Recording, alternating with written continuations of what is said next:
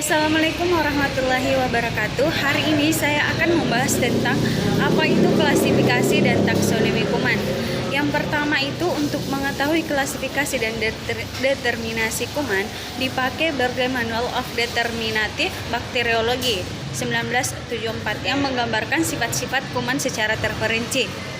Adapun pengertian dari susunan klasifikasi yang pertama itu ada kingdom. Kingdom itu seluruh organisme dalam suatu kelompok terbesar. Kemudian divisi ialah sekelompok kelas yang berkerabat. Kemudian kelas ialah sekelompok ordo yang serupa.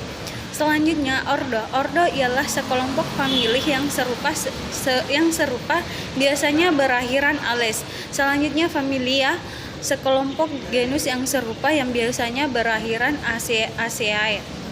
Dan genus sekelompok spesies yang serupa, dan yang terakhir adalah spesies. Spesies ialah sekelompok organisme yang berkerabat dekat dengan individunya di dalam sekelompok itu serupa.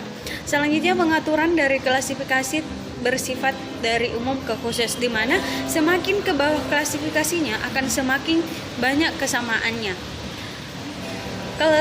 Klasifikasi itu sendiri ialah penataan teratur unit-unit ke dalam kelompok atau taksa satuan yang lebih besar berdasarkan persamaan sifat organisme tersebut. Selanjutnya ada bakteri dan bakteri hijau diklasifikasikan sebagai tanaman primitif karena dia mempunyai dinding sel seperti tanaman.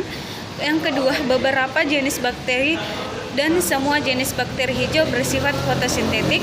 Selanjutnya, dalam bergerigi, bakteri dan bakteri hijau dimasukkan dalam satu golongan tersendiri yang disebut prokariot. Dalam hal ini ada dibagi dua. Yang pertama itu prokariot dan eukariot.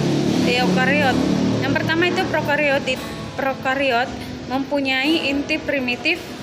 Inti terdiri dari DNA yang terbuka dan tidak terbungkus dalam suatu selaput atau membran. Sedangkan eukariotik mempunyai inti yang sebenarnya. Contohnya pada tanaman tingkat tinggi, hewan tingkat tinggi, manusia, dan lain-lain.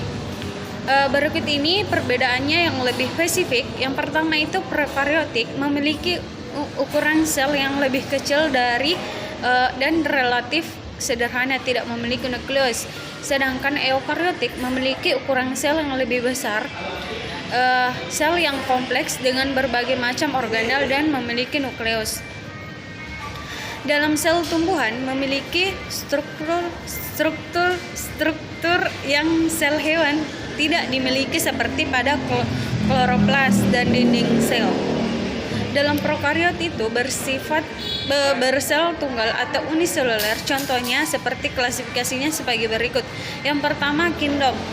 Prokariot, divisio Cyanobacteria, divisio 2 Bacteria, ordo Actinomycetales, familia Mycobacteriaceae, genus Mycobacterium, spesies Mycobacterium tuberculosis. Selanjutnya pada nomenklatur atau pemberian nama, sistem binomial atau nama yang diajukan oleh Linnaeus 1753. Nama kuman atau tanda nama jenis dengan